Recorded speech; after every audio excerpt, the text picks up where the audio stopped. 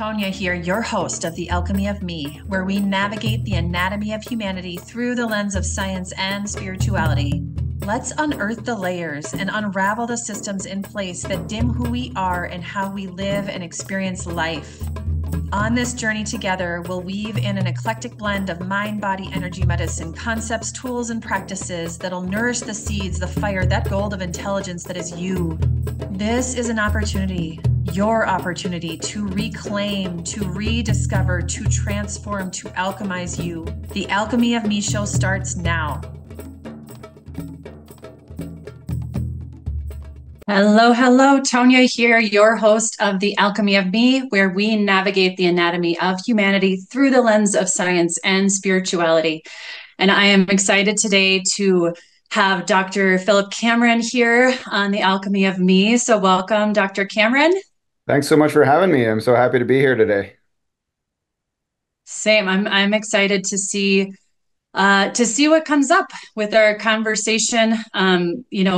You have an interesting background, so I'll just kind of share that for those tuning in. And I think perhaps maybe some of the language that we use and that you use in how you support individuals that you work with may be like familiar, but maybe it's words that, it's an opportunity to deepen or completely new. So before we dive in, I'll just share. So you, Dr. Cameron, you've been practicing since 2005, and you have a doctorate in chiropractic and specialized studies in applied kinesiology and advanced training in sports science, rehabilitation, active release technique, and applied kinesiology, nutrition, use of vitamins, herbs, and homeopathy. And your goal really is just to assist those that you work with their health challenges using the most conservative means possible, helping to avoid drugs and surgery and obtain optimal help. And that sounds lovely. That's that feels good. I'm so glad. So I don't know if there's anything. Yeah, I don't know.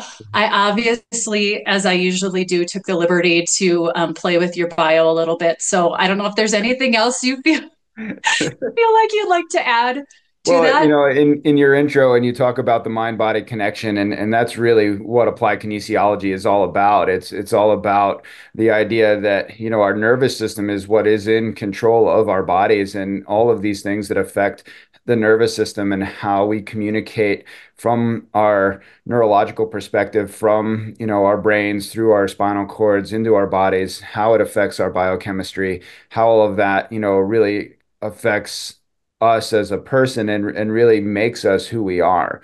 And that's really what we want to do to create optimal health, is look at each person as an individual and make sure that we can address the issues that each person has. And the best way to figure that out is through muscle testing and applied kinesiology as a window into the nervous system. So I'm so excited to talk about it today. Nice little teaser there.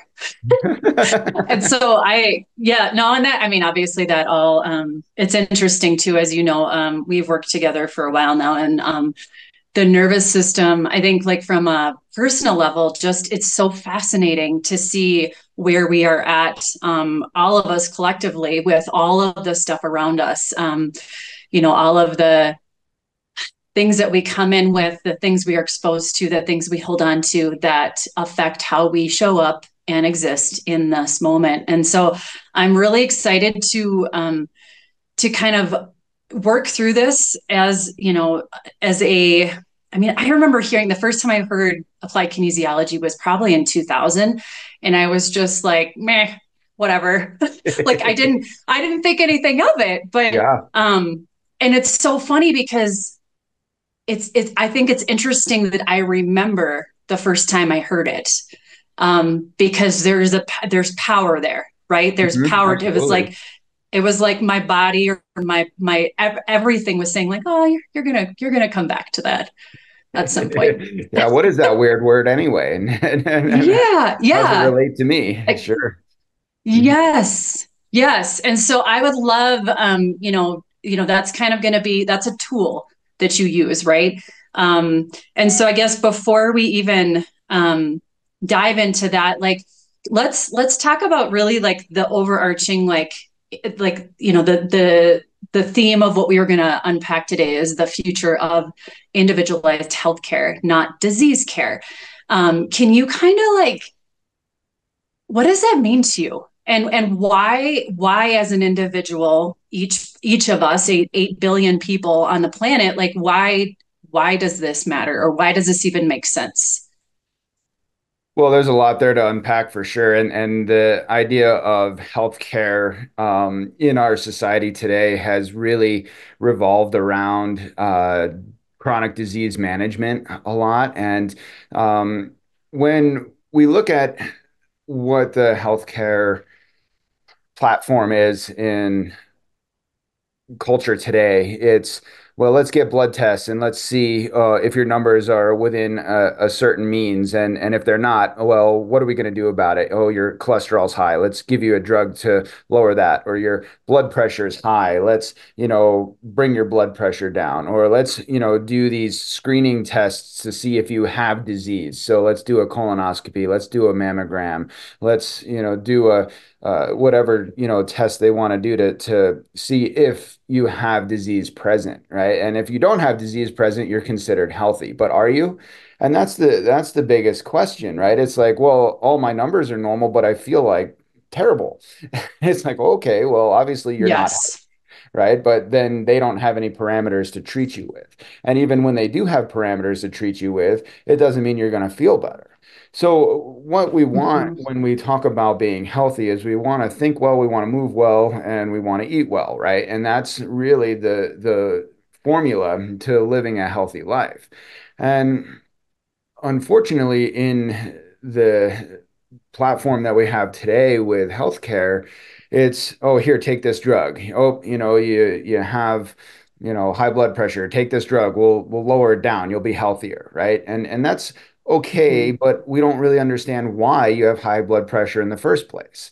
And that's really where applied kinesiology comes in to start to answer these questions because you're a factor of one. You're your own body. I like to talk about the whole test tube analogy of what's going on in your physiology. You've got all these different chemical reactions happening in your body all the time, and the body doesn't do anything accidentally. It's doing it for a Mm-hmm. reason. You have high blood pressure. Well, I bet you're stressed out, and we were ancestors, trying to, run away from the lion or the tiger that was going to eat us. You better have high blood pressure to make sure that the oxygen's getting to your muscles, right? But today, Mm-hmm. those stressors and those things that are going to quote unquote eat us, right? They look a lot different, right? They're the Yes. financial problems, they're the marital stress, they're the I got to get my kids to 10,000 places all at the same time. It's hard, and it starts to affect our bodies, and our bodies are not going to lie about it. They're going to be like, nope, you're stressed out, here's your high blood pressure. So it's Mm-hmm. that's Yeah, and our bodies haven't really, I mean, I guess that part of our brain hasn't evolved to see the difference between, that what you described as like our ancestors and you bringing your daughter to one of her activities, or right. it can feel the same, right? Because in our brain, that part of the brain, um I'm not even going to try to go there because I'll botch it, but essentially it sees it as the same thing, right? Yeah, stress is stress, right? And it's that's how the body has learned to cope with it. It's like, oh, let's increase cortisol, let's increase norepinephrine. These, biochemical reactions happen in our body as soon as we feel stressed. And it's whether it's the saber-toothed tiger that's chasing us down or, the traffic jam that's making us late, our bodies respond the same way. Mm-hmm. Yeah, and it's interesting too. I mean, that has been part of my journey. I think for all of us. I mean, let's just be honest, right? That like I think everybody is dealing with that, whether we're willing to look at it or not. And Hmm. I'm sure there's a lot of people that like what you said about it's like you don't feel good, but the blood work doesn't tell you that you're sick. Like Right. what's wrong then? Like how do you move forward? Hmm. And such a good question, and there's so many right answers to that question. But the thing is that we have to make a choice to change, and that's really at the root of it is that, we need to be responsible for our own health. And so many Mhm. people and so much of our culture has tried to put that responsibility in the practitioner's hands. And the practitioner is trying to do their best job saying, oh gosh, yeah, here, well, take this pill, or, oh, take this supplement, or, do whatever you can, to try and manage these symptoms. But the symptoms again are just the body's normal response.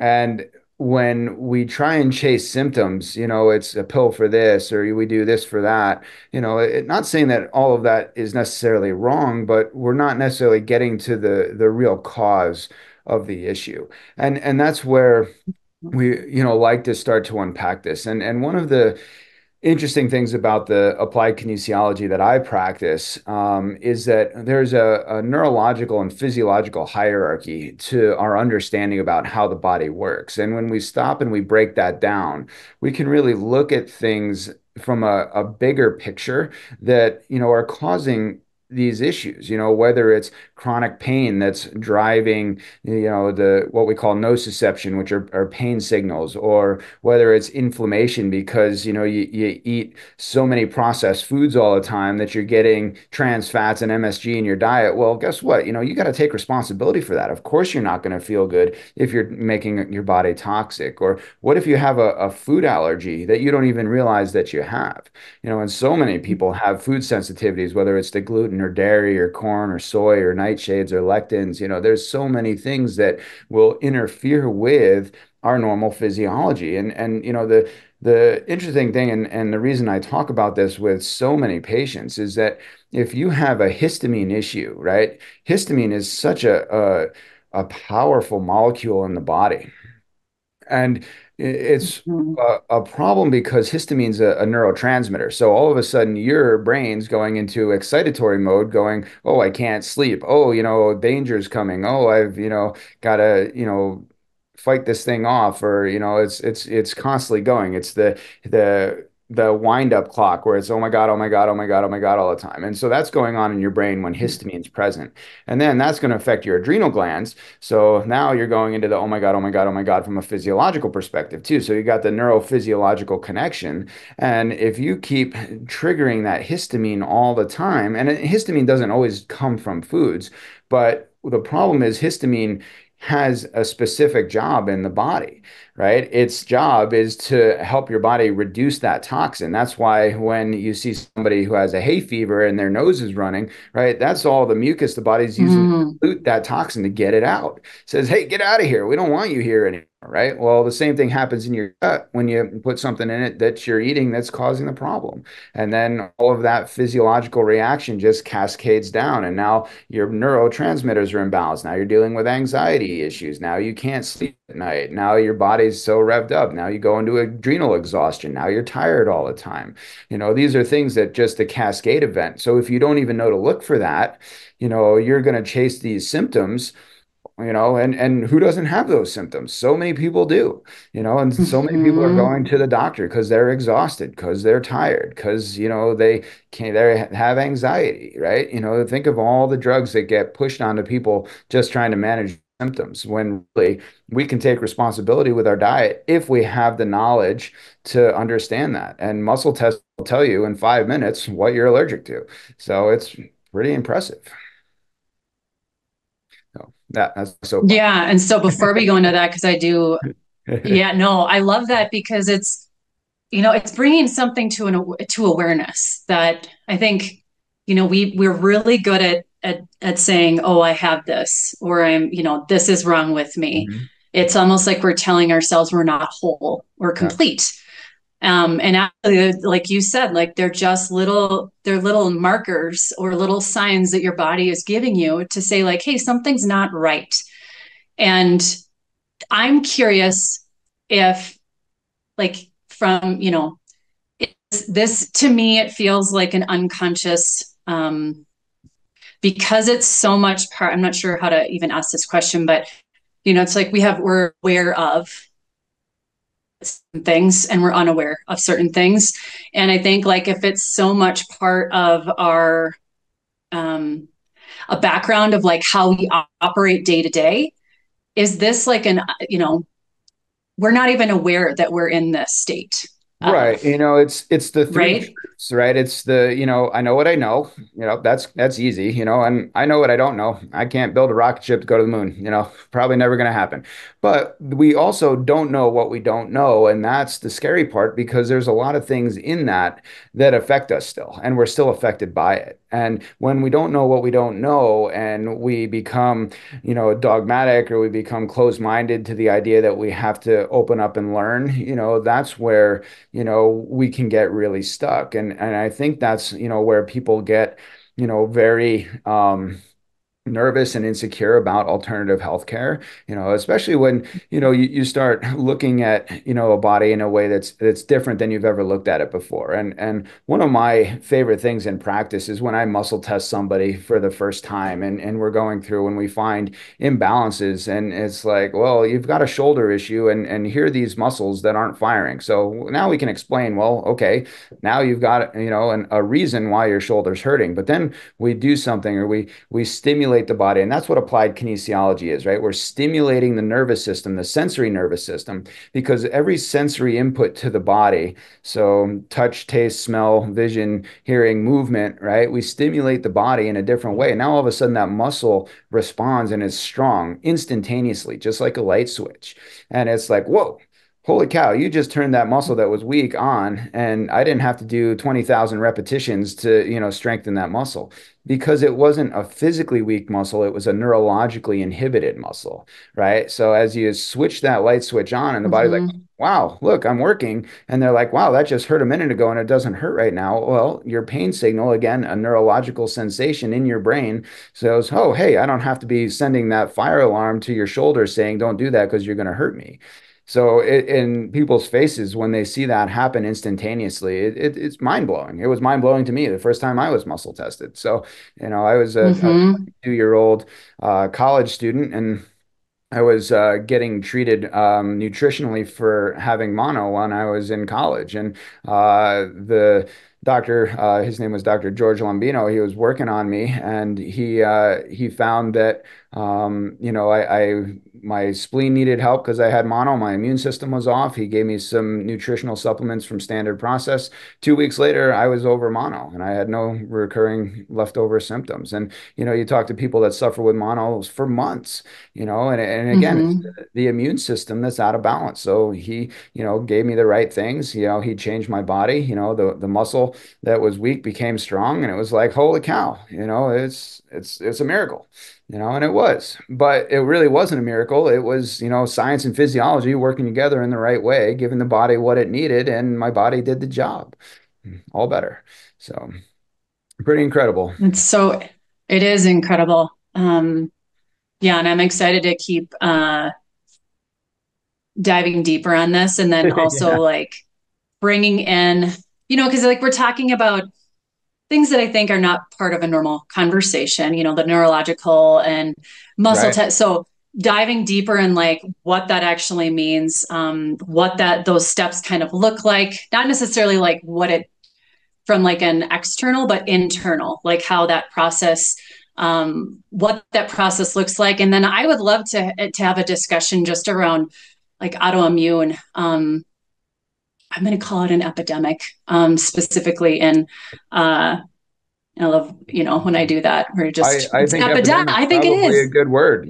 We've seen a major outbreak in diagnoses of autoimmune diseases, and all of them, right? Whether it's Hashimoto's, or Yeah. whether it's MS, or whether it's RA, or Crohn's disease, or rheumatoid arthritis, or all of the Sjogren's disease. It's why is the body attacking itself?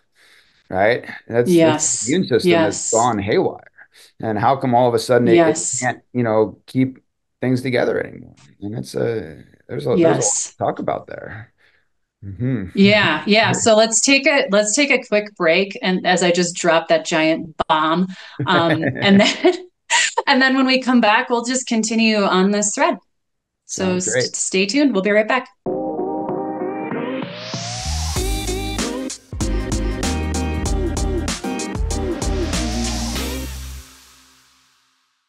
And welcome back, Tonia here with Dr. Cameron, and we're really we're getting into the weeds a little bit on being and choosing to be an advocate for your own health and what that looks like, and how you can do that, like being empowered in um, choosing that for yourself. And I think too, we haven't talked about this at all, but it's coming forward, and I just want to mention it. It's the choices that we make affect those around us. So our children also, they see us, they feel us, they are impacted. So the work that we do on ourselves has a ripple effect. And I'm just going to throw it out there for Dr. Cameron, that, we can, just giving you permission to share anything around the things that we've worked on, that to help, again, just to help if there's, I don't know, case studies always help with, um, Sure. I guess, grounding it, right? In like what, like application, like you sharing your story, I think is helpful, Mhm. on how it matters.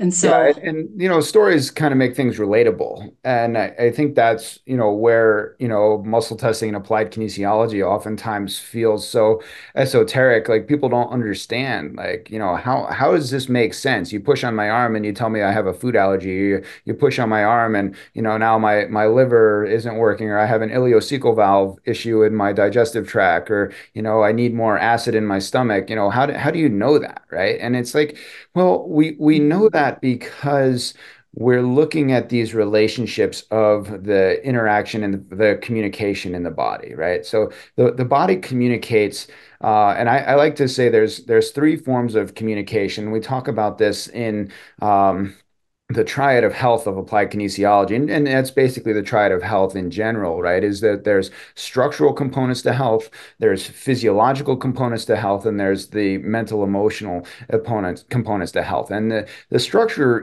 makes sense to people. People can feel that, it's like, ouch, my knee hurts. Oh, my shoulder hurts. Oh, I fell down the stairs. I Mm-hmm. hurt myself. Well, that makes sense. I always tell people, the person who walks in and tells me how they had the injury is probably the easiest patient I have all day, because I'm like, well, okay, now I know what the mechanism of injury was, but then you have to think further. Well, how come you tripped and fell in the first place? And sometimes, it's that gets, tricky too, but at least, why the damage is where it's at. It's the person who says, I went to bed, I felt great. I woke up in the morning and it's like I got run over by a bus. It's like, huh, well, sleeping's usually not a contact sport. I don't really understand, why, you feel like you got hit by a bus while you're just laying there sleeping. So what happened, right? And people, they don't know. They're like completely confused about it. And the idea is that there's something in the physiology that's causing the body to physically react that way. So when we come down to the communication, going back to that before I go too far off tangent, the No, idea I love it. that I love it. we have these physical communication pathways, which are called nerves, right? You got them going from your brain out to the rest of your body. And that communication is there. So when we touch things, we can say, oh, is that, soft? Is that hard? Is that hot? Is that cold? Is that sharp? These, sensations come into our brain to help us respond to that. And then there's also the physiological communication. And the physiology is very complex in terms of the biochemistry, but they're the neurotransmitters. So they're how the nerves communicate back and forth. They're what's going on in our hormones, right? So we have our pituitary gland, our pineal hypothalamus, our thyroid, our adrenals, our gonads. And these, communication pathways are causing the body to respond and act in a certain way. It's like, oh, there's that saber-tooth tiger. I better start running, right? You need that adrenaline to get the body going. So if that's not Mm-hmm. going, then you're dinner, right? That's not going to work out very well for anybody. And then, the third part of it is I call it, it's, the acupuncture system and the meridian system of the body, and how these energies work together. And like refer to that as the wireless internet, right? Everybody's happy, now that we're, on the computer and we're talking and we're on our cell phones, or we're getting the latest update on the weather. But as soon as that, cell phone, connection goes out, we're like, oh my God, what's going to happen? What's going to happen? Right. And we get all anxious and upset and frustrated about it. And the same thing happens in the body when that communication goes wrong. It's like, oh man, that's bad. And the things that affect that, meridian system and what's going on in that energy pathway. So many things, can affect it, but one of the biggest ones is our emotions and our emotional state, and that's a huge component to health and driving these different stress patterns. And so much of our conscious thought, and this has, been researched, over 80% of our conscious thought is controlled by our subconscious mind. And you think about that, you're like, wow, am I even really in control of my thoughts? And it takes a lot of work, to help keep us, focused and make sure that we don't get into these anxiety pathways and feeling so overwhelmed by, what's going on in life around us that we don't even have any control over. So it's hard. So that's Mm, where, when we talk about, applied kinesiology, and we talk about the communication, is we use these communication pathways to diagnose. It's just a system of diagnosis to understand what's going on. So, when I push on someone's arm, and the muscle in their arm that I'm pushing on relates to their liver or to their stomach, right? All of a sudden it's like, well, that muscle that relates to your stomach went weak. Oh, maybe you do need some hydrochloric acid to digest your food better. Maybe you need some enzymes. Maybe there's mhm, a bacteria in your stomach that's causing, your stomach to hurt. You got an ulcer. Okay, well, we actually just figured that out, right? And we didn't have to do an expensive scan. We didn't have to go and put a scope down your esophagus and look there. And that's really powerful because when we start to treat it and it gets better, we're like, oh, good, look at that. You're all better. We didn't have to go through that invasive procedure. Invasive procedures are important. If it's not getting better, well, maybe we got to take a look. All right, well, let's actually see what's going on in there. And that's what they're there for. But, to start with, why don't we just see if we can actually figure it out beforehand and keep costs down, keep, the level of discomfort and, invasiveness, down, and see if the body can heal on its own, because the body always has the ability to heal. We just have to get it out of its own way. And I think, going back to the idea of the autoimmune topic that you wanted to bring up, it's like, well, how come the body is so out of balance that it starts to attack itself? And there's been a lot of mhm. research and a lot of work that some, pretty incredible doctors have done, and looking at these relationships. Dr. Gundry comes to mind. He wrote The Plant Paradox. It's a book that I think is very insightful and very helpful to understanding that when the body starts to react to one protein, it's very easy for that immune system to say, look around, and it's going, wait a minute, I see that protein structure in another place. I'm just going to start to attack that. And we see a huge relationship between what's going on in the thyroids and gluten, because the gluten molecule and the thyroid proteins are actually very similar in structure. And the body just goes, oh, I'm attacking this one. Oh, better go attack that one too, because the white blood cells aren't overly intelligent to the fact where they can discern, oh, this protein structure here is okay, but this one over there is not okay. So then it goes, oh, we'll just get rid of all of them. Mhm. And then autoimmunity shows. Mhm. And, how come it's such a big problem now? Is it the fact that there's, 400 times more gluten in wheat now than there was, 60, 70 years ago? It could be a big part of it. Is the fact that there's glyphosate, sprayed on the crops, and that's destroying the lining of the intestine. That's probably a big part of it. Is there a fact that, you're preserving that, wheat with bromide, and, you spray it on all these crops to, kind of keep them preserved, and that's competing with iodine, and iodine's important for the thyroid, but now all of that competition with the bromides affecting that. Is that part of it? Maybe. Does it all go together? Of course it does. Is it just one thing? And everybody, again, to Mhm. look at this, okay, it's this one silver bullet, it's this one magic pill that's going to make it all better. It just doesn't work that way. The body's way too complex, to get healing wrong. It knows what it has to do. It's not doing anything haphazardly. It just doesn't have the right tools, or it's in its own way, preventing the body from healing like it's supposed to. That's that's my 2 cents on I it. love what you just I love what you just said. The body, I don't remember how you said it, but the body is too smart to get it wrong. Yeah, the body's too smart to Um, get it wrong.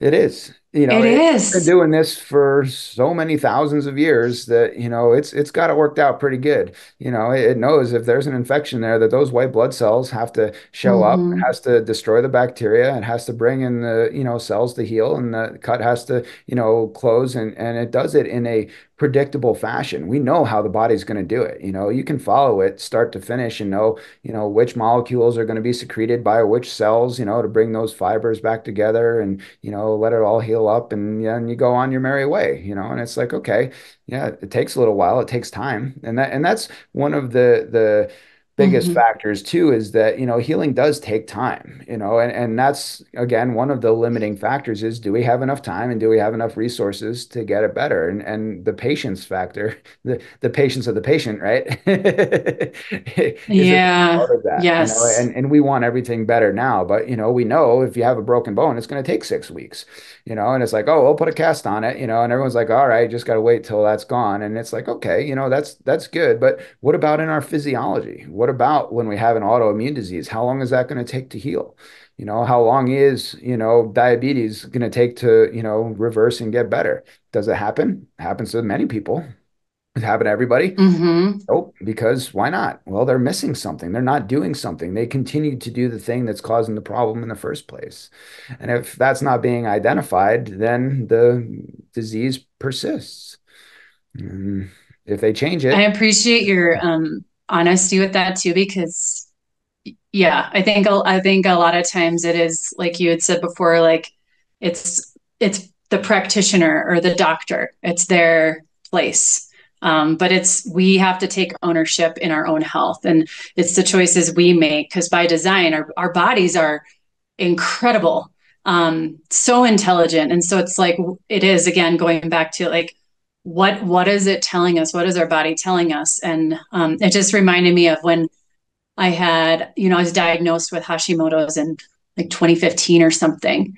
And then I, moved forward nine, how many, 9 years later, or I guess like 8 years later, I came to you and it's just interesting where it's like that is not, I didn't do anything about it, right? right? It's a label. I was eating well.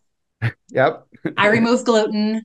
I did some of the things, but what I didn't do is some of the stuff we're working through now, which is a lot of like what you had said, like the emotional patterns, the things that we have that are almost like, they have giant grooves within how we operate day to day. And that is a piece of the puzzle. And that's what I love about working with you on using applied kinesiology, because I can come in and tell you 15 different things that I'm feeling, and then to realize that the root of everything it is where like an emotional thing that I have not worked through yet. Yeah, and we use the neuroemotional technique as our, gateway into treating that. And that's a very powerful applied kinesiology technique that, uses muscle testing and the meridian system to identify the specific emotion that's stuck in the body. And it's very difficult to get to those root causes without it.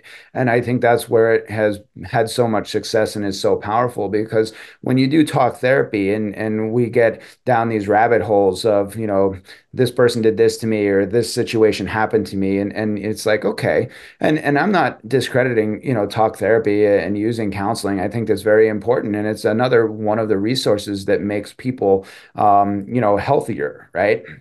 And that's all health is, Mm-hmm. right? Doing more for yourself than against it. But when you can actually be specific that, your nervous system is holding on to fear, or your nervous system is holding on to resentment, or your nervous system just feels vulnerable today, it's like, oh, well, where does that come from? How come you feel that so strongly that your nervous system is, reacting in a way? So, you feel these, right? You feel fear. There's that saber-toothed tiger again coming at you.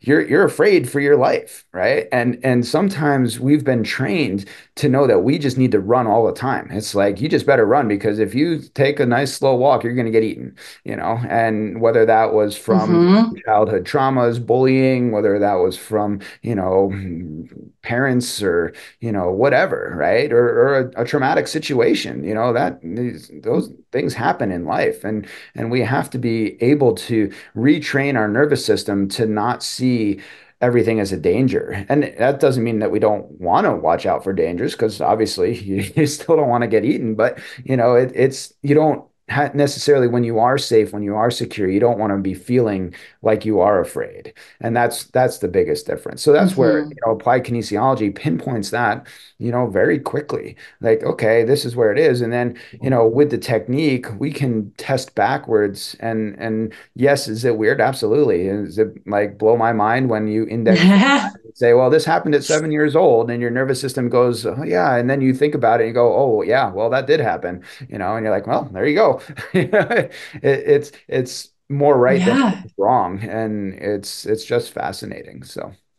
And when someone it is is. in muscle testing, we learn to trust it. And again, you have to know with any tool when it works and when it doesn't. And, everything has, its limitations. But muscle testing, when done appropriately, and we understand, what that muscle test is saying, right? The testing, when we test a muscle, is just saying there's a breakdown in communication. So when we decide through our testing that breakdown in communication can be corrected by a structural correction, a physiological correction, an emotional correction, and then all of a sudden it feels better, it works better, you feel better, and then we know we're going in the right direction. And that's, again, that power that, we didn't have to guess about it. We figured it out. And it's so powerful. So Yeah. yeah. Yeah, it is. It is absolutely, and that's why I'm so Mhm. glad you're able to kind of share this with the world. Yeah. And the other And thing, so with that, uh-huh, go ahead. just let's hold on to that cliffhanger. Um, I don't even know what it is, so I'm excited Right. to figure out what it. Don't forget what you're gonna say. We're gonna take one more break. Before we do that, can you share? I know when we talked a couple weeks ago, you shared a couple sources that I think would be helpful to kind of share to others if they're interested in learning more about this topic. I don't know Mhm. if you want to share that. If you'd be open to sharing that now with I don't mind. folks. Yeah, I'm happy to do it. My, website is bozemanwellnesscenter.com, and we have links on my website to a lot of the different resources and things that we use. Specifically, I'm a member, I'm a certified teacher with the International College of Applied Kinesiology, and that's in the United States, it's icakusa.com. And there's treasure trove of information there and places you can find, trained applied kinesiologists near you, which is very helpful. There's the neuro-emotional technique, which their website is NET net body net I'm sorry, we'll have to look it up. It's You're good. I It's think it's fine. netmindbody.org is what it is. So that's another, resource. Or if you, Google neuro emotional technique, that'll pop up very quickly. That's a great resource Perfect. for finding that. And yeah. So Cool. And then you had mentioned, and I haven't had the chance to watch it yet, but there was a documentary too. I can't recall. there Do you know is, what I'm yeah. talking about? And in the NET website, and it's free on YouTube, I believe. It's called Stressed.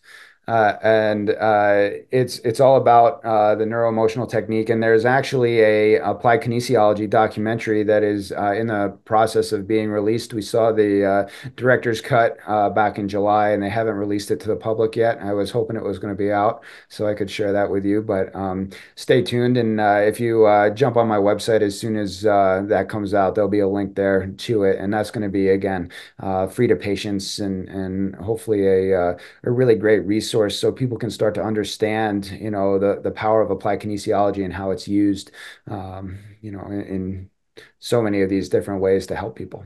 Beautiful. Beautiful. Thanks, Dr. Cameron. And we'll be right back.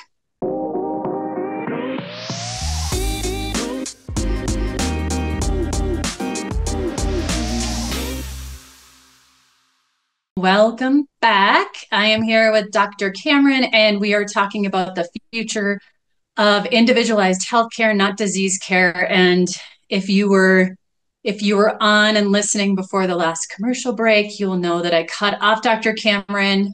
He had a cliffhanger, so I have no idea what he's going to bring forward, but I'm just going to open the floor to you and see what comes forward. Oh, I was going back to, your actual health condition, and I know you gave me permission to talk about this. So, Mm-hmm. when you talked about having Hashimoto's, and then, 8 years later, we found out that you had this adrenal tumor, and it's very interesting how Mm-hmm. there's a huge relationship between adrenal health and thyroid health. And when the adrenals go up, the thyroid goes down, and vice versa. And you have this, checks and balance system in the body as well. Again, the body not doing anything accidentally. And how come that happened? And now, you've had the adrenal tumor removed, and now your Hashimoto's is gone. And it's like, well, is Mm-hmm. that surprising? I don't think Fascinating. so, right? But it's one of those situations where how all this works together, and why again was there one situation and then the other situation, and when we chase our tails with these following symptoms, it's sometimes it's to the detriment of the patient because we're really not understanding why the problems are there in the first place. And obviously your adrenal tumor was hiding for a long time. It was is very difficult. And working with Dr. Lou, a good friend of mine as well, who you've had on your Mm-hmm. podcast, and very excellent doctor. He got in, and we checked those adrenal numbers, and they were through the roof, and we went, huh. Well, that doesn't make sense. We better look further into that, right? So that's a time when muscle testing, brought us to the idea where we knew there was a problem there, but we didn't know what it was, and we needed to do some more, work to figure that out. But now that we've understood that and we knew to look there, it was like, okay, now you're all better, and that's the huge part of that. So. It's Yeah, pretty and interesting how the body's symptoms again are just a roadmap, and they're saying, okay, there's a problem. mhm. It's a fire alarm, or it's the check engine light comes on. It's like, all right, well, we better go check it. Let's not take a piece of tape and put it over it so Yeah, we can't see it anymore, right? And that's what the pills do. They like just yes. cover it up. Yeah. Yeah, and you could have just stopped. I mean, I came in, it was diagnosed Hashimoto's, and I had all these crazy symptoms. You could have just stopped and been like, "Oh, your thyroid is up." But that's not what happened. And it was what I love too, and this is kind of an invitation if there are any other, like, I don't know if any other doctors would listen to this show if this resonates, but when I talked to you and Dr. Lou, and I had asked for a collaboration, and you're coming, yes, each other, but I didn't know that going into it.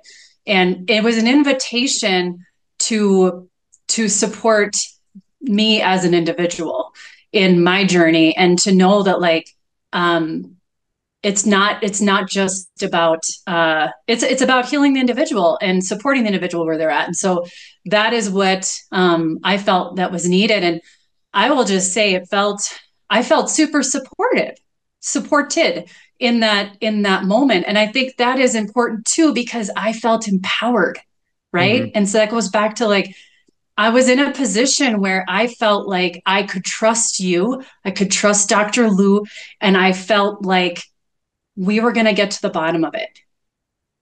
So I think that too is important, because we don't just give over our health and everything to someone else. There has to be like a relationship there, to a degree. And if it doesn't feel good, if that relationship doesn't feel good, your body's telling you something.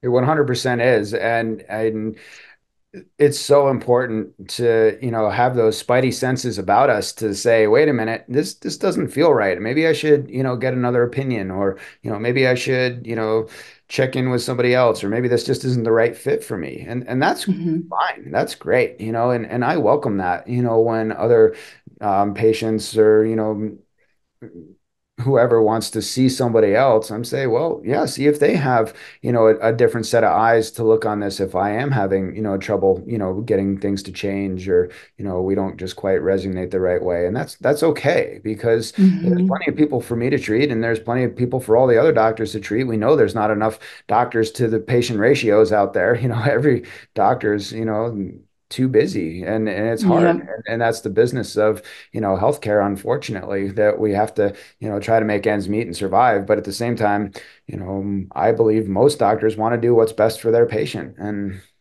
I take that very seriously. Mhm. Yeah, no, and I appreciate, and I felt that too. So as you know, like through that whole journey and feeling a little bit like death warmed over at times, and and then feeling like I could come in and tell you what was going on, and that there was no judgment, and then we were just going to work through, and this is probably the most important thing: the work isn't done, right? Like there's still things that there's a reason why it all happened. So it doesn't just, you know, we identify the problem, as you said, like identify what actually is going on, how it manifested in the physical. And now the real work, I think, is post-op. It's the bringing everything back into balance. And I don't know if like if that feels like a really good way to maybe like find closure in this discussion, is just like a, you know, there is there is a post, I guess once you figure out what's going on, there's a discovery process, and then there's a treatment, and then there's like the treatment that goes on for, like you said, it's not just a short-term fix. Yeah, and health is a journey, and we all are on it, whether we Mm-hmm. choose to, do things about it or not, it's called our life. And when we go through, a major health event like you did, and you get to the other side, and you're like, okay, you feel like, well, the tumor's gone, great. But now there's other healing that needs to be done, right? There's that, emotional Mm-hmm. component to, I am going to be okay. This isn't going to come back, right? And it's also the, getting your Yeah. body strong, it's, getting your physiology re-regulated so that, your digestive tract's working right, you're, sleeping good, you're, physically strong, and you're doing the things that, you need to do on a daily basis to keep you that way, right? Because, um, the again, we say that health isn't, an event, right? It doesn't just, you give an adjustment and everything's, better. Sometimes pain goes away and you feel better, right? But we want to make sure that it stays that way, right? You take the tumor out and it's like, great, it's better, it's gone. That's awesome. But we still have to make sure that the rest of your body is going to handle, that. And the human body, and I think this is how we wrap it up, is that the human body has an incredible ability to adapt, right? We adapt to so many different stressors. We adapt to so many things that will cause us to, not be in our, peak optimal place, right? And our goal is to be optimal. Our goal is to be, as healthy as we can be. But Mm-hmm. there's sometimes limitations, right? A dog loses its leg, it's going to have three legs, right? But, you throw a frisbee for a three-legged dog, he's still going to chase it, right? And that's an adaptation. That's amazing, to see that dog, still want to be a Yeah. dog, right? Even though he's missing a leg. And that's awesome, right? And humans, are so powerful. We live in every corner of the world. We can survive in so many different habitats. We have so many different resources and ways to, continue to survive. And the idea is, again, to do it in our most optimal way so that, we feel good, so that we're productive, so that, we can, accomplish, what it is that we're desirous of in our lives, and have those relationships that we're, so desire wanting to have, and feeling empowered by. And that's where, when we maintain our health, and we can, overcome these obstacles, great. And if I can be a service to, help people do that and show them that, you can live with these adaptations, that's, why I do what I do. And there's so many other Hmm. ways that people support each other in doing so many different things, and that's awesome. And I think that's, where we just want to, continue our focus in this world to make it the best place we can make it. Hmm. Yeah. And I just to, bring it back it's the community, it's the village, it's the supporting each other. It's like um, we're talking individualized healthcare, but part of that is us finding that community, that village to support our health journey. And I Absolutely. think that that is super important. And it's so many, I mean, there's so many modalities, I will say, that I use day to day to support me, because I know from, yes, like you said, like the physical, the tumor was removed, but energetically there's still a blueprint there. And so I need to work uh, on making sure that those patterns and behaviors that maybe I'm not aware of that created that, in the physical, that I don't repeat it. And I think that, that's something for each of us to just consider, like, what are we doing? Yeah. How do we want to live? And then remembering, like, we each get to choose each Yeah, and moment that's of the each true day. healing that you're talking about, right? It's choosing to be better than you were yesterday, Yeah. right? It's moving to that place where, your body, responds in the way that you expect it to, than how you want to, and you have that control, of, how you're thinking, moving, eating, right? You're taking yourself in that responsibility to be, the best person you can be. And that's amazing. And that's what, I think everybody should strive for. And sure, we need guides. Yeah. Sure, we need people to, point us in the right directions. Sure, we need people to, slap us around and be like, hey, you can't do that, right? You just shouldn't do that anymore, right? Let's get back, on track here. And that's great, and that's what, communities are for. And whether it's, a community that, Mm-hmm. you find with your healthcare practitioners, or whether it's at your yoga class, or whether it's at the gym, or, whether Mm-hmm. it's a social group you're a part of. It's like you need those people to be there for you, and you want to choose, the groups that are going to support you and don't, pull you down. And again, these are our choices and our responsibilities. So yeah, we Yeah. And all have them. I want to thank you, Dr. Cameron, for being part of that, community for me, and just to being open to joining us here. And, it's an invitation to everyone that, listens to this live, or whether they're listening to it 2 years from now. It's an invitation to look at, like, how we are living life each moment, and saying, like, hell yes, I want more. How am I going to get there? And there's infinite number of ways to get there, but the first thing that needs to happen is you have to say, yes, I want more for myself. So 100%. with Yeah. that, thank you, Dr. Cameron. Thank you for being here. And again, yeah, feel free to check out Dr. Cameron's website. If you want to reach out to him, he mentioned the, other doctors that are, I would say, like a same level of, professional, like, recommendation, Like for people that training, aren't in, education. yeah. Mhm. So yeah. So thank you. And, thank you for listeners, for showing up, and for choosing that you want more. Yeah. Thank you so much for having me. And, thank you for providing this platform and this opportunity to, bring people together to learn and to, help move them, towards that, level of health. And if I've been an inspiration or a resource, that people can continue on this journey, then I'm happy that I spent this time today. And it's always great to talk to you, and, look forward to talking to you again soon. Same. Same. Thanks, Dr. Cameron. Thank you guys. I really appreciate it.